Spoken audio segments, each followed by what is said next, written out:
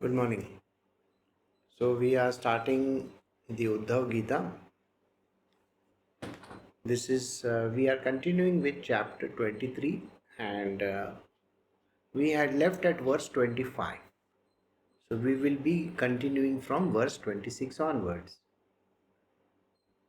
So what we had done earlier was that man cannot realize God if he is completely involved in the material world. If he is attached to things, if he is attached to his family, children, wife, parents, relatives, or has any kind of attachment to material worldly objects like his properties and money, power, then there is a difficulty of coming towards the spiritual. And this is what we had done. So today we are going to continue with a very important branch of it called the causes of transmigration. Why does transmigration happen? Transmigration means rebirths. Rebirths doesn't mean that you will be born as a human. You could be born in any womb, which means it could be an animal, a bird, a fish, or whatever. You can be taking a shape in the form of a tree also, or in the form of a stone, anything, a planet, whatever possible. And that is what happens. So, what are the causes of this transmigration is what we are going to learn today.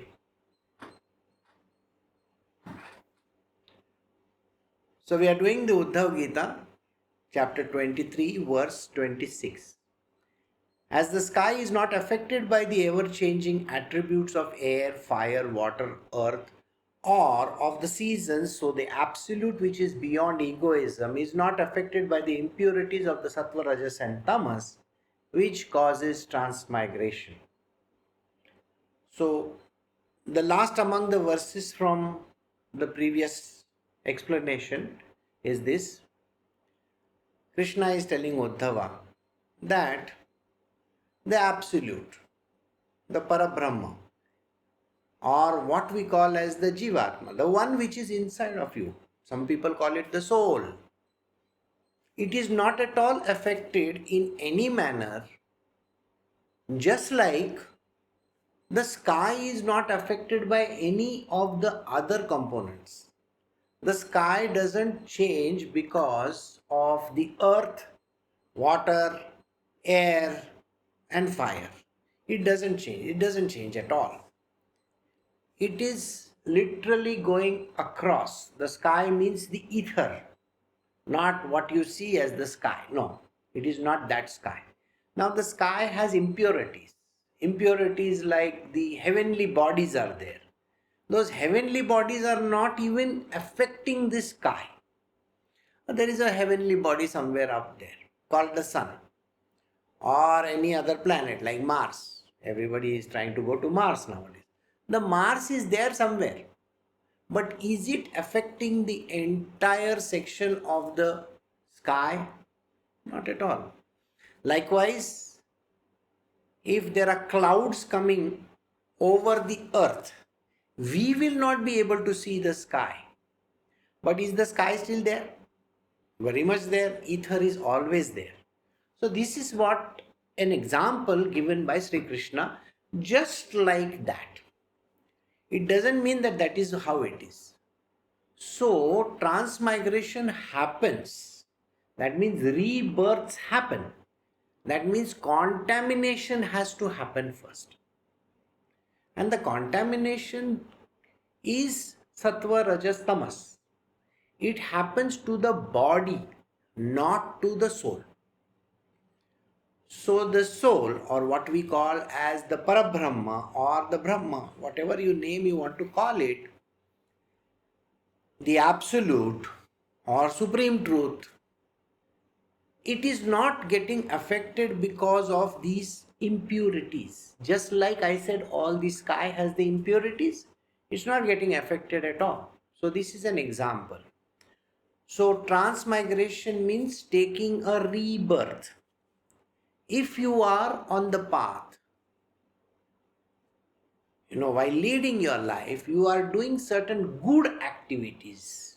Good, which means you are a nice person, you are kind, you are compassionate, you donate to charity, you are doing all the good in the world. You will be born again, but the womb that you will get will be a human womb, all right? Or you can become a god, small, which means you can become a demigod. You can yourself become Indradev if you want. Nobody says you cannot become. You are free to become an Indra, you can free to become any other god. What god's position you want, you can take.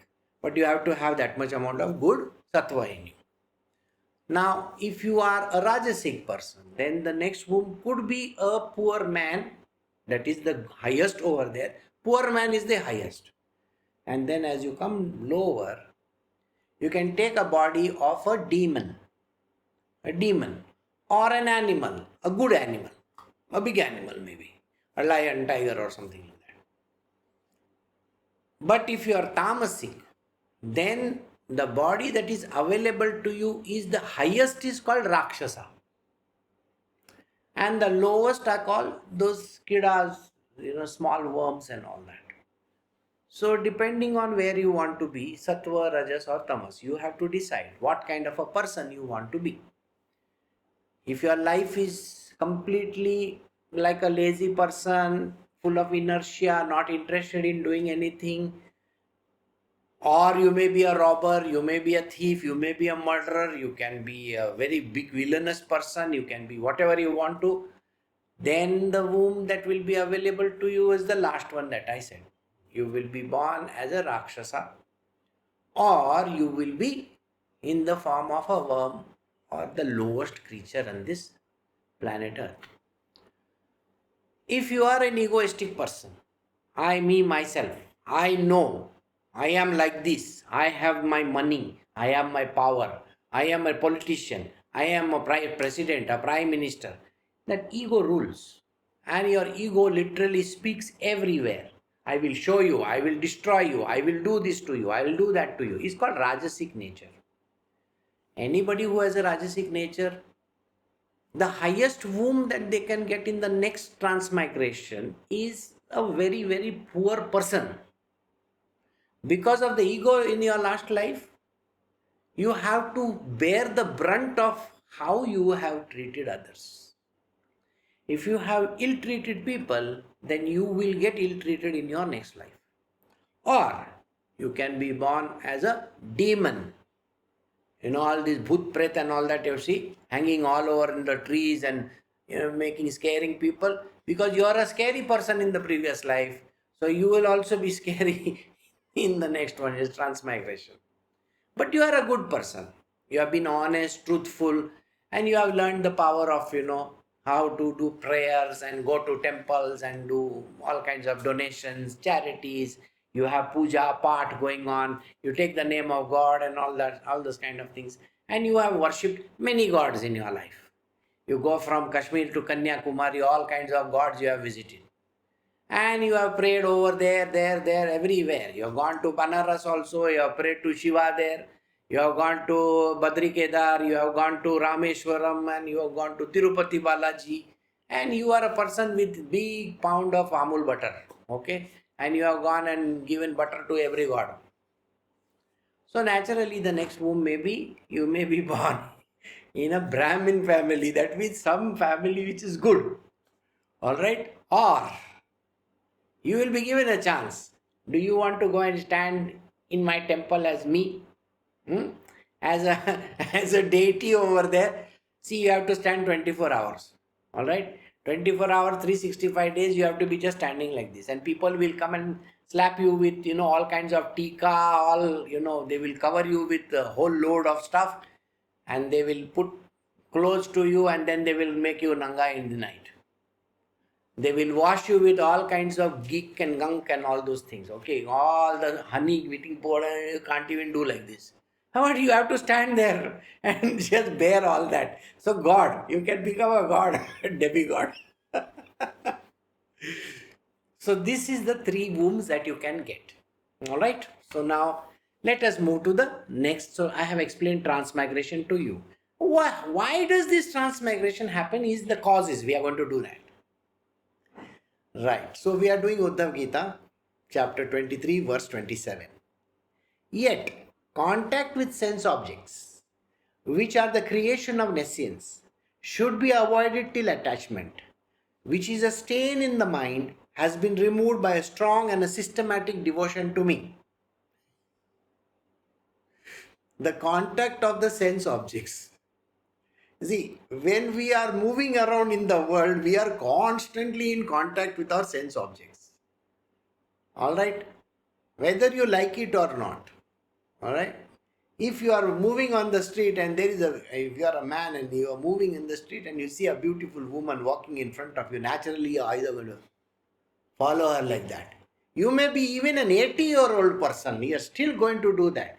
Have you seen all these old foggies sitting in the park benches and chatting away to glory, and when a woman passes, they will all do like this. They are used to it. You should see it in all these big parks, big places. They will go to malls and all and do just ogling. This is called a sense object, your vision. It wants to see. All right? You will want to see everything. There are no choices. They will be sitting in front of the television and flipping channels. Utter nonsense they will watch. But this is the way how world is. Or they will be gossiping away to glory. I'm talking about people who have retired and older kind of people. They will be meeting their friends and gossiping away. You know, my daughter-in-law did this, my son-in-law is like this, and that fellow's, in their household this is happening, and this fellow's household that is happening. This one, somebody got married and now they are spending so much money. That is a good talk, that hearing organ wants to hear all that nonsense. Politics, unnecessary politics talking. It is a part and parcel of human nature to do that kind of a stuff. Or you tell them not to eat something because they have diabetes, blood pressure and all kinds of diseases, yet they will say, I am eating only this much of sweet, and this is okay, nothing is going to happen. I have not eaten the whole life of mine. I am eating only this much. But that this much multiplied by x is this much x. And they are willing to lie through their teeth also that they have not eaten anything, they have not done anything bad. But when they go to the doctor, their blood pressure is up, their sugar levels are up, and they have certain issues. Why? I have not eaten anything, I have not done anything wrong. That is why. So this is the tongue. It loves to have good food. Smell. Yes. They will want to have good smells also. They want a nice touch also. Okay. So I don't have to describe what happens, all those things. So it's a part and parcel of life. What is it that doesn't change in a man? Sense objects are moving outward towards every object in this material world. Money, biggest attraction. Lust, another biggest attraction. For what reason is this? Don't ask. Because you may be an old person or a very, very young person, even 14, 15-year-old. You have to see what they do nowadays. At least in olden times, they were scared, their forefathers, your father, mother, grandfather, somebody is going to give them a solid whack. Now you can't whack them also. You are not allowed. They'll sue you. And they'll put you in jail. So that is the reason why they are allowed to do what they want to. They will be busy doing something or the other. Have you ever noticed why they have all kinds of weird channels on all these apps? Half of the channels in most of these apps is on painting faces and nails and doing their hair and all kinds of bodily stuff. All right? Why? You have to be like that. You have to preen yourself. So, contact with the sense objects, which are the creation of nescience, something which is destructible. All this is destructible. I was talking to someone yesterday and I was singing one song from a very old film. Now, the people sitting with me were youngsters. Naturally, they don't understand the song. Okay. So, I was saying, the song, it was very old one. It said, Chal Sannyasi Mandir Mein, Meri Chudiya and something it was.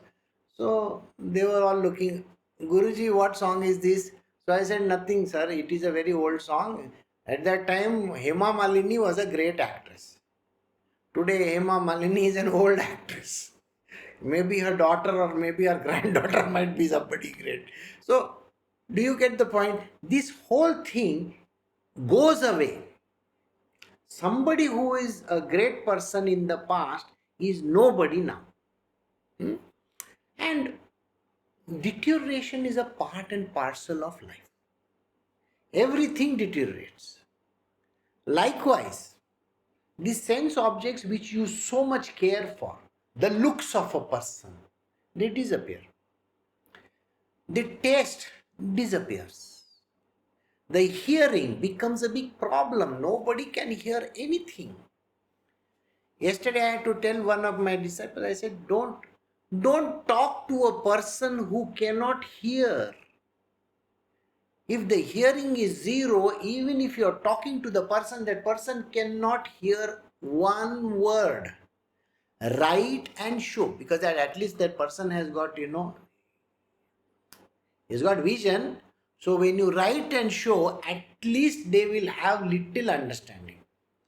Otherwise, it's like talking to a deaf person. It's like talking to a wall. You can't understand. The wall is not going to respond. So, mind is going to respond. So anyway, coming back to the subject. So these destructible things are there. What you can hear earlier, you can't hear later. What you can eat with your teeth, maybe you don't have them later on. You can't chew also. Your stomach cannot digest. Likewise, the whole issue about the universe is exactly like that. There were the times when, like people, this is how they start. There were times when Bangalore was such a beautiful place, full of trees and gardens, and it was called the Garden City. And now, look at Bangalore, it has become a garbage city. Deterioration is a part of life. Even your brain is going to deteriorate. You think there is any place on earth which is not going to be deteriorating? Everything goes from top to bottom. So what is there in this world deteriorates. Now, what is Krishna telling Uddhava? It should be avoided till attachment. See, you are attached to the object. Bangalore is such a beautiful city, it has now become a garbage city. Why are you attached to Bangalore? Why are you attached to New York or London or these kind of places? Why are you thinking that Delhi is a very beautiful place? Look at Delhi now. It has become fully polluted. You are attached to Delhi. That is why you are talking. Krishna is saying, don't be attached to anything. Till you are attached, you are going to be completely lost in it. Now, let us say you are very much interested in your Bangalore city, all right? And you say, Bangalore has become like this. Okay, fine. So what happens? You die in Bangalore. You will be born in Bangalore in one of the gutters of Bangalore. Is that okay with you? Like a worm wriggling over there. And you will get eaten by a fish. Is that okay with you? And that too a polluted fish. Is that okay? Why are you attached to Bangalore? Why are you attached to India? Why are you attached to this world? Why are you attached to this universe? Attachment is the root cause of misery. If you believe that you are attached to your family, Imagine you have a husband or a wife. Now you are so much attached to your husband. My husband is like this, my husband is like that. He did like that, he did like that. Even after getting 100 trashings from this idiot, you are still taking his side and you are still saying good stuff about him. And you have said, I am going to be only married to this one person till the end of my life. Congratulations, you have sanctioned yourself your next life with the same person and the next and the next and the next. Go, keep on going ahead and ahead. As what? Imagine that person will become a dog and you will be a flea in the ear of the dog. Is that okay with you? So you can eat his what? Blood. So now you are attached to that person. You are the flea and that person is the dog. How does that matter? So did you get the point? And in that life, maybe the dog finally is able to scratch his ear and kill you. So in the next life, you will be born in reverse order, where you will be able to kill this person. Is that okay? Why are you so much interested in this one person where the person is not even connected to you from anywhere on the planet in this whole creation? But yet attachment to that person is so much. So Krishna says to Uddhava, why are you attached to anything in the world? You don't have to be so much attached to anything, including religion, including the God that you think that you are attached to. No, my God is this. My religion is this. Okay? So you are born in a religion where you think somebody else is going to kill you, the other religious person. Don't worry. Next time you will be born in that one and this fellow will be born here. Is that okay with you? So then whom are you going to fight with? This person? Same person? How funny is that? Doesn't that tell you that you are being the stupidest person on earth? Why are you attached? What makes you think that you are somebody great shakes?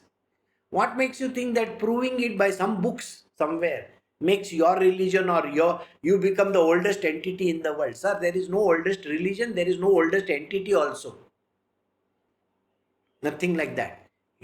Your religion is 6,000 years old or 10,000 years old or 20,000 years old. Yeah, in your religion it will be written, ours is the oldest religion. Why? If I want, I will say I am the greatest person on earth also. You will accept it? You have to, because my book will be preserved. So because my book will be preserved, you will think I am the greatest person on earth. The greatest king ever lived, Chandragupta Maurya. You mean to say there were no Egyptian kings at that time? You mean to say there were no Sumerians? Do you mean to say there were no, Incas or all those people in South America? Or there were no Red Indians? Or there were no people from North Pole anywhere? Or South Pole? How can you make a judgment over something because you cannot see beyond your nose, so you think the greatest king was Chandragupta Maurya? Because you are like a person living in a well. Okay? Your world is the well only. You don't know what is happening in the outer world. So why are you attached? Why are you so much attached to that thing, that object in the well? This is the folly of human beings, and Krishna is very clear, should be avoided till attachment, which is a stain on the mind. All that is a stain on the mind. Your mind is getting tainted because of these gunas. The sense object, somebody is inciting anger in you, and you are getting carried away by the anger. Oh, they have destroyed this, they have done this. Oh, the Mughals came. Okay? The Mughals came. From where did they come? Oh, they came from the Middle East. Oh, is that so? No, they are not Mughals. They came from Mongolia, sir. From Mongolia, they went to Turkey. They captured Turkey. And from Turkey, they came to India. So, who is actually come? Do you think there is a Mughals? These are not Mughals. These are Mongolians. just above China. And they were ferocious people. Genghis Khan was one of the generals. There were 4 generals. In that, one of the general was Genghis Khan. But the guy was very smart. How many tribes were there? In Mongolia, there were 10,000 tribes. Each tribe he had to physically go and bring them to his fold. And these tribal heads were very strong. It's a very cold country and it's arid, it's completely dry. Because it's a desert. So then he started his entire campaign across Asia. So he captured China. Then he went towards Afghanistan and all those places right up to Turkey. And there they settled. Half of his empire, half of his people settled there. And half of them came on this side again. And they entered through Pakistan towards North India and some of them went back. Now those who settled captured the whole of Turkey. That whole land over there. And they became the father of the children over there. So who are they? From which angle do you think they are Mughals? It is just a brainwash that you have been given and you keep on thinking like that. So today what are you going to change history for that reason? That is why it is said, don't get attached to anything.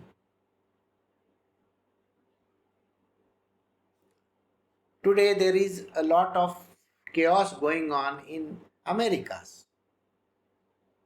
Now, America was a country, the United States was a country which did not have Britishers or, Greeks or Latin people or French people. They did not have prior to their migration.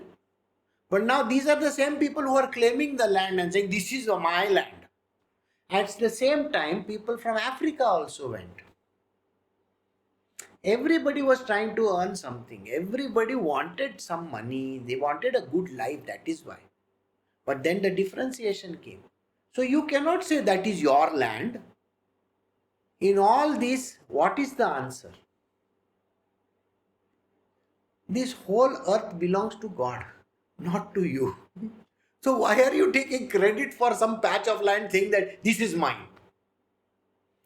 So you have to let it go, let it be. That is why leave this attachment. This stain is on your mind. And the stain is on your mind till the stain exists, you are still going to be miserable. And you are going to make other people's life more miserable.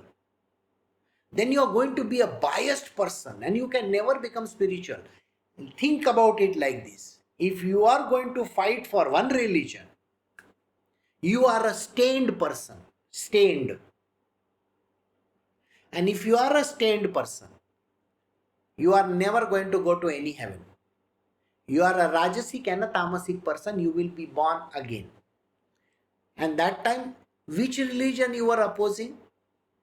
In that religion, you will be born as the poorest member. So please enjoy your life. You will be going around with one katori.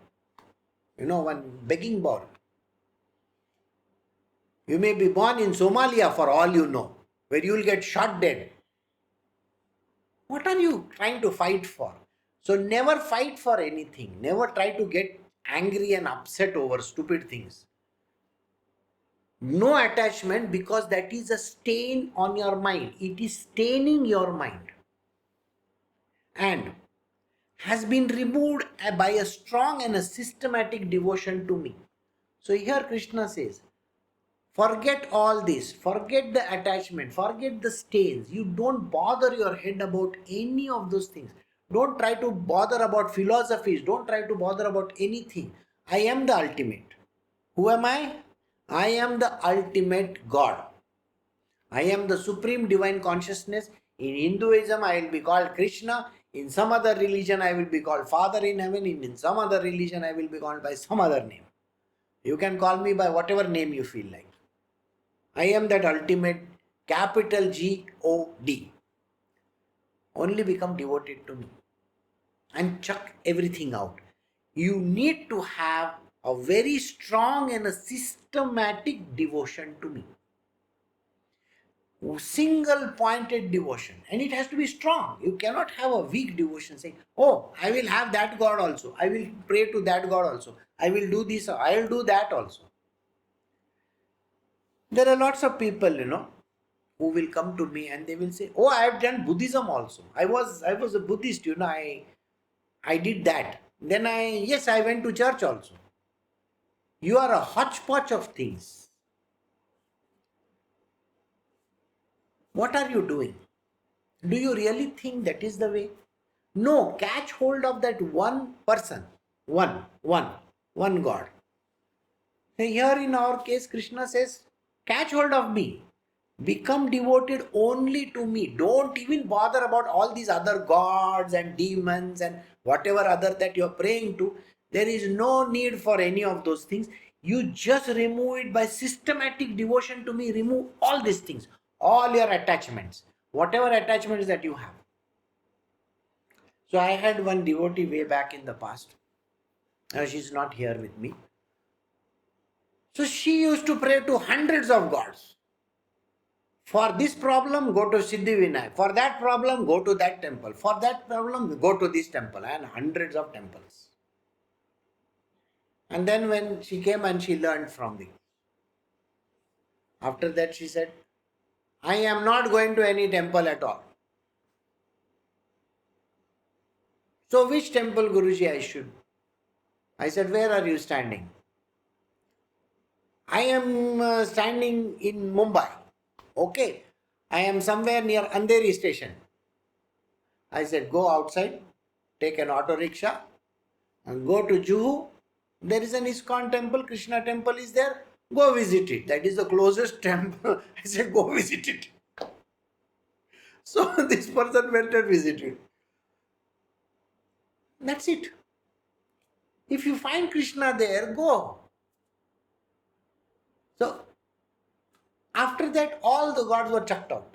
The only one single pointed is more than enough.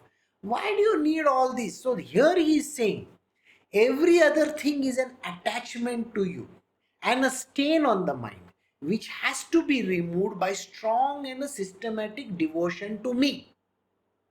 Period. Don't bother your head about any other thing.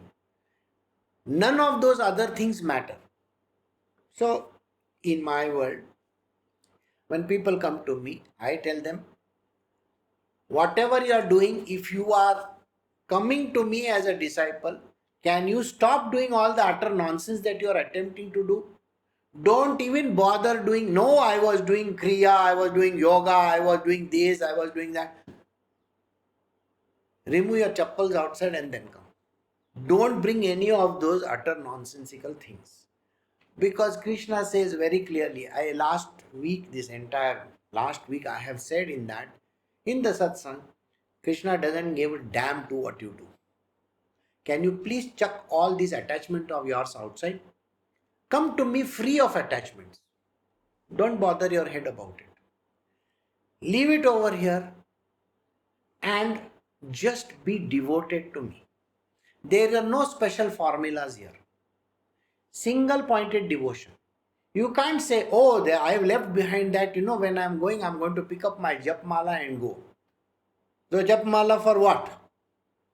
Oh, yeah, I got that magical mantra from that Babaji. So I will say that Babaji's mantra. Okay. If you are saying Babaji's mantra, then don't come to me. Have I called you? That is what he is saying. Removed by a strong and a systematic devotion. Remove all these things. Get them out of your life. These are called attachments. Do you see me with any mala anytime? No. Do you see me with any magical rings or formulas? No. Do you see me with my pierced earrings? No. If I am not doing, Ramakrishna Paramahansa never did, Ramana Maharshi never did, these are great sages, sir. They are not some ordinary folks from roadside. Tukaram Maharaj never did. Mirabai never did. She never said, oh, you got to wear some nice dhotis and all that. Nothing. Her master was a poor man. and he used to clean the leather of dead animals. Dead animals. So he was a tanner. Tanner, tanner. He was running a tannery. No, you can't kill animals. Then how do you run a tannery? What are the kind of footwear and things that they were wearing in olden times? Without killing animals, they manufactured artificial leather, is it? Tannery. So, of course. So, if you take all these great sages, Kabir, some fancy clothes did he say to anybody? Not at all. Santanyaneshwar. Krishna himself. Now look at Krishna. You think he was wearing some fancy garments? No, he was not. He was just an ordinary person wearing ordinary clothes. Sometimes yellow dhotis and all those kind of things. Yes, because that was the time of dhotis. Yeah, and just for he will stick something in his hair. But that Krishna was left behind. So I hope you understand. Shri Ram, what fancy clothes was Shri Ram wearing, or do you think Shri Ram was practicing every morning? You think that is what he was doing? He has no time for all your nonsense. He was busy ruling his country. That is what he was devoted to, his country, Ayodhya and whatever kingdoms that were there. So all this is called attachment. Attachment to certain nonsensical stuff. So here Krishna is saying your contact with sense objects, any contact with any sense object, could be a earring, could be a nose ring, could be even some ring, or maybe God knows one mala in your neck. You're attached to that.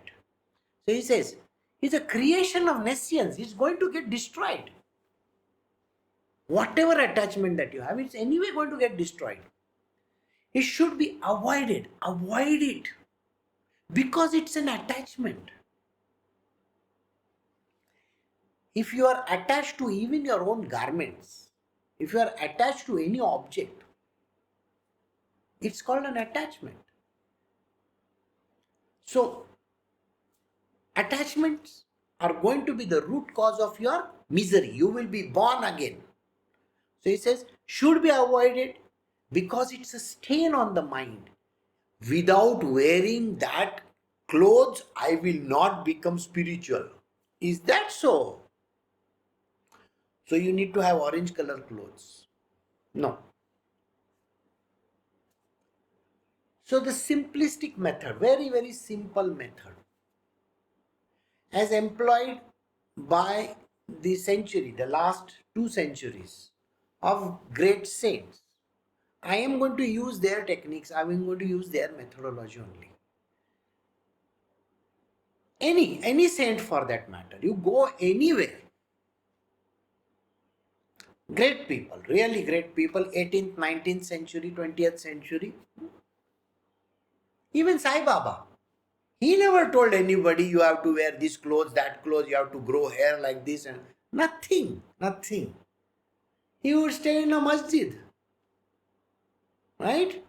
So, people would come visit him and go away.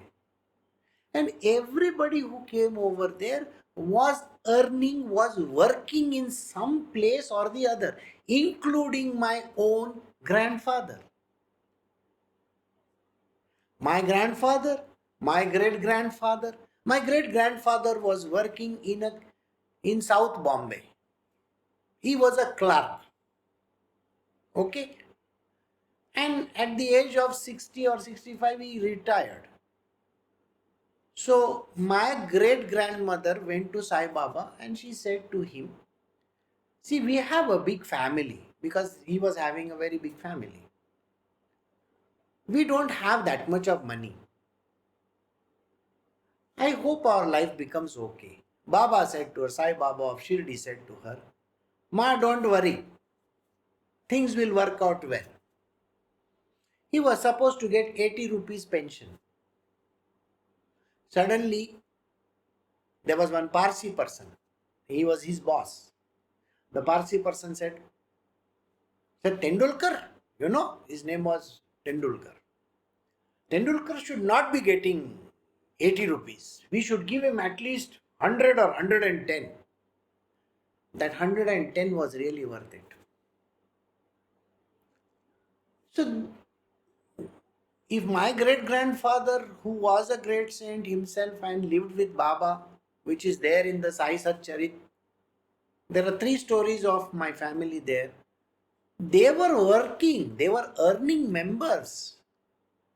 Sai Baba of Shirdi never said, don't work, come to me, stay in my ashram. He never said, put some orange color clothes, yellow color clothes, white color clothes. He never gave amulets. If somebody was wearing amulet, naturally you have the taweej with you or something in you. He will say, throw it out.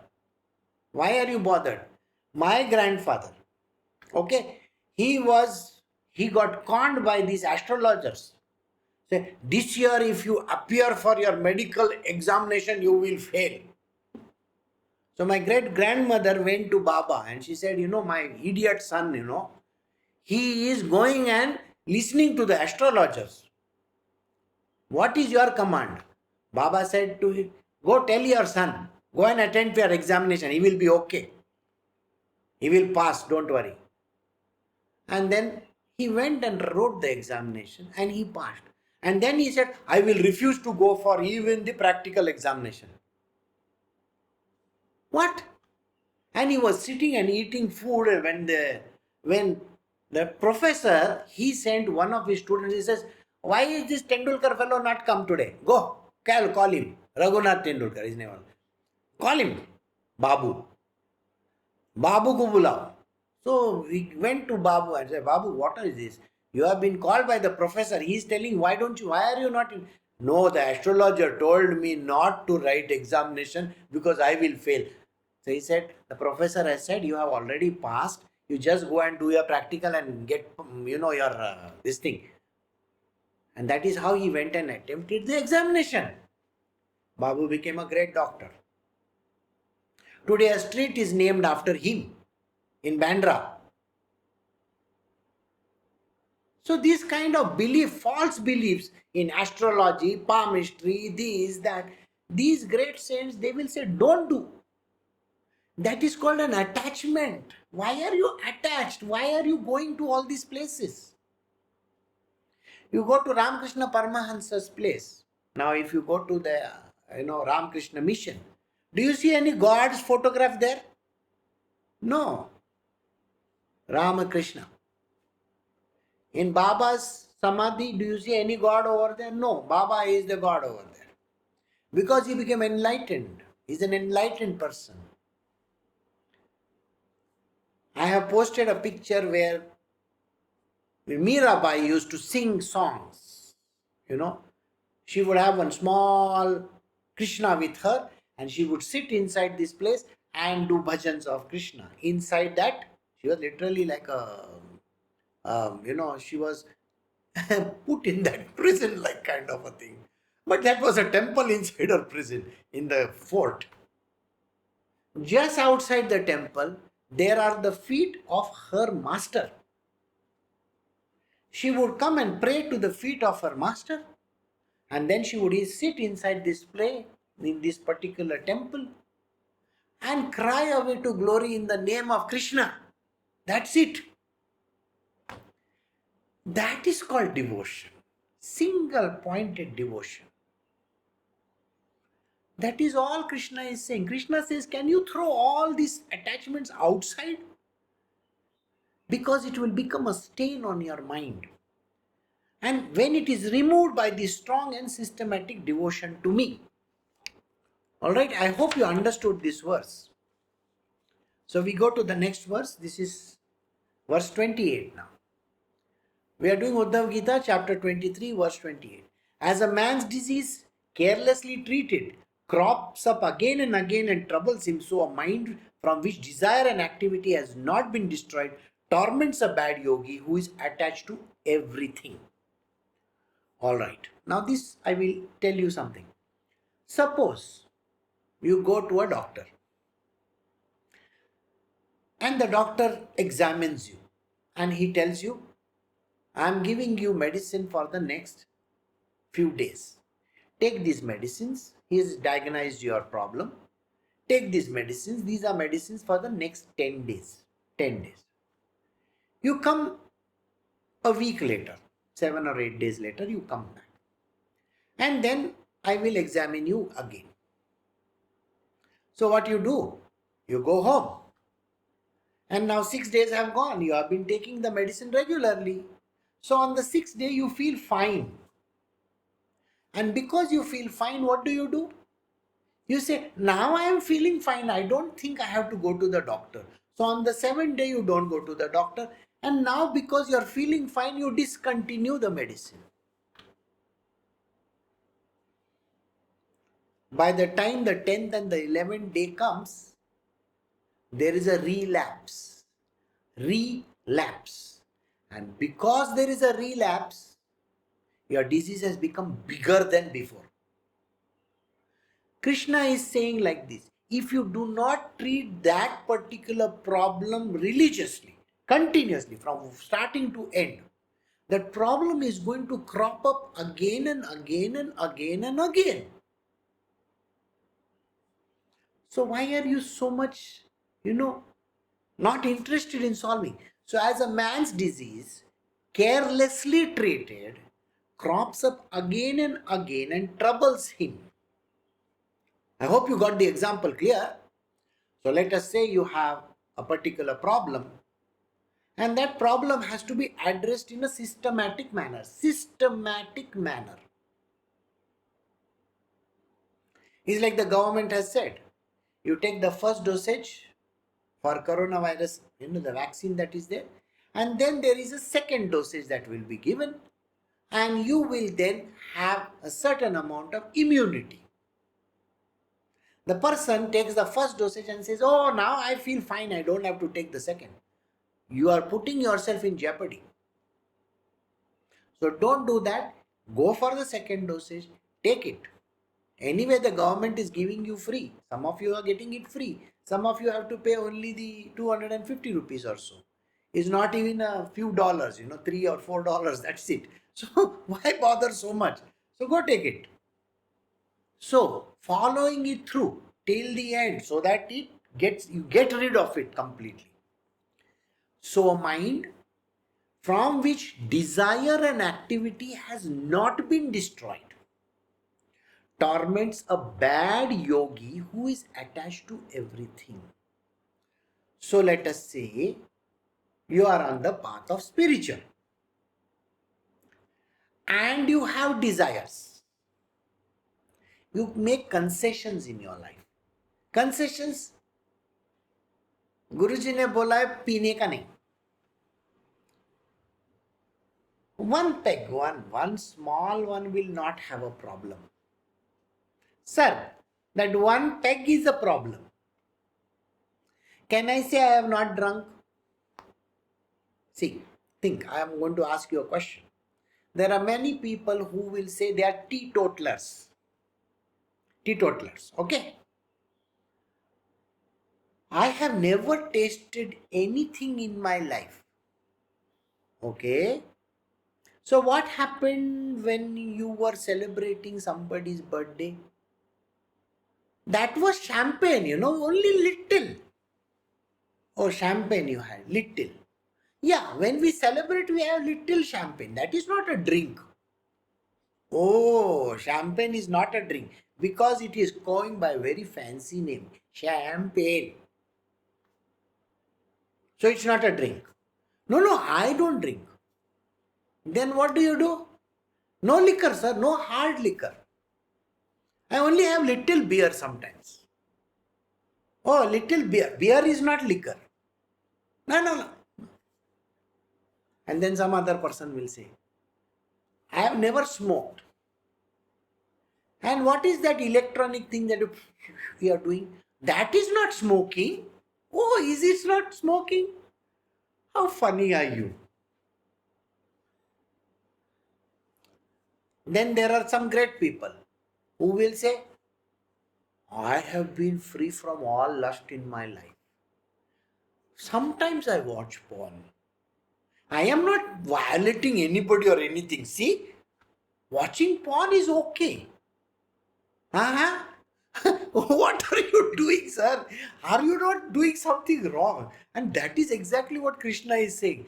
That is still called tainting your mind. Whether you complete the act or you don't complete the act, you are still in it. See, a karma happens even by words, deeds, or even the thoughts.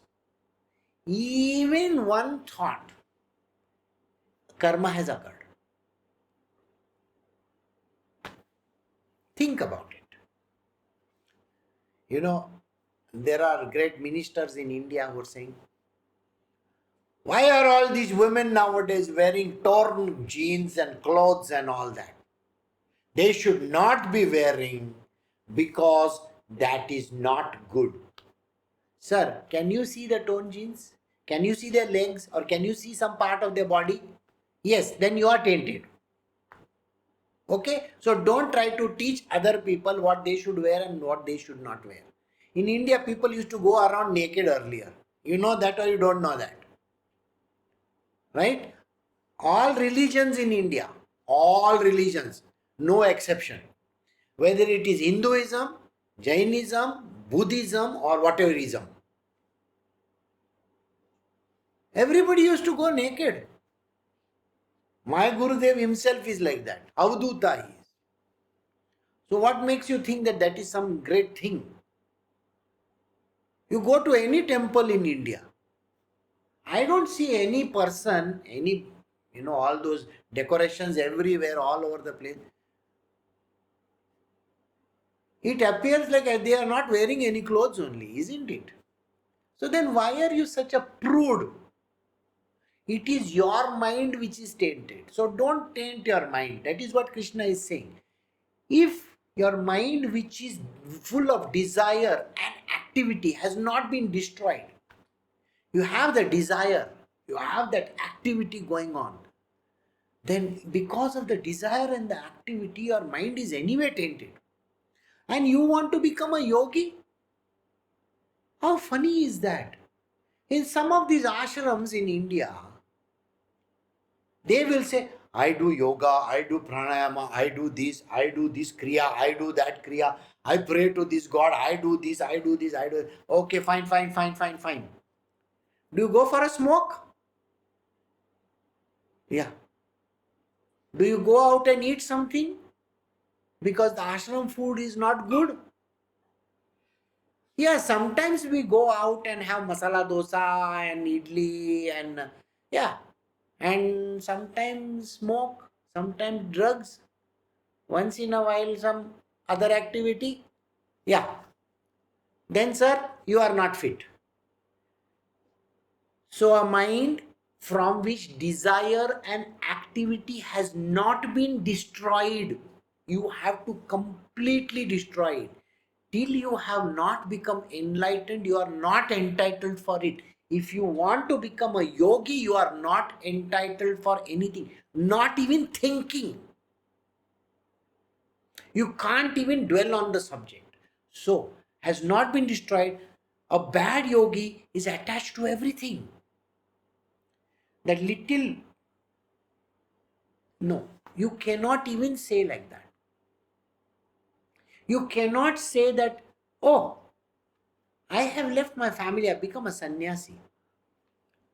Once in a year, I visit them. I stay with them for 15 days because you see, my temple is closed, it's very cold over there. So they close the temple. So I go and stay with my family.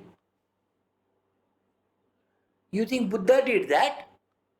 Huh? No, Buddha will not do because he will go, he will say, you want to become a sannyasi with me, come. Then that is what he will do. The truth is, you cannot say that you are not attached, because if you are going back into the same gutters over and over and over again, or even once for that matter, then you are not a yogi from any angle. And here Krishna is talking about that. People think that they have become yogis by, staying in some fancy places and then going back in the world. I also wanted to become. That's why I left the whole thing and I ran away. My Gurudev gave me tight slaps. He said, get lost. Go back again. I said, sir, I don't want to go to this material world. Now, who are you to tell me that? I am ordering you to go back. I said, but I don't want. No, you have to go. I had to accept it. But I have to stay like a lotus leaf. So even staying in amongst the people, I still have to maintain that. Which means there should be no desire of any kind and no activity of any kind. I should not even be bothered. And you have to live like that. If you have decided on becoming a purely spiritual person, then you cannot say once here and once there. I will go to my parents' place once in a while. No. No once in a while. Nothing to be done. That is different. But if you like Baba and Sai Baba and Ramana Maharishi or Mirabai and all these great people are concerned, we have taken the middle path. After Buddha decided on the middle path. We have taken still more middle path and we are saying you can do anything. Go and earn your living and once in a while come and visit us. Okay? You can stay here a few days and then you can get lost. Again go back to the material world. They again get irritated by them, then again come back. And then again go back and then again come back. So it's like a middle path, chalta hai. And that is why in case of Ramakrishna Paramahansa you found those people. But Swami Vivekananda said, no, nothing doing. You want to put on ochre clothes, then you cannot be associated with anybody. And that is how Ramakrishna mission came into the picture. Alright. So coming back to what Krishna says, you cannot have even this much of attachment of any kind to any activity whatsoever, any habits of yours. If you want the tipple in the evening, sir, then you are not with us. Krishna is very clear. If you are attached to even one single object, then you will not be attached to me. Alright, so we have come to the end of verse 28. I hope you have understood. We will be continuing verse 29, 30 onwards tomorrow. I think tomorrow it's in the evening. So I will see you all then. You take care. Have a great day. And I hope you understood the lesson clearly. Alright, bye.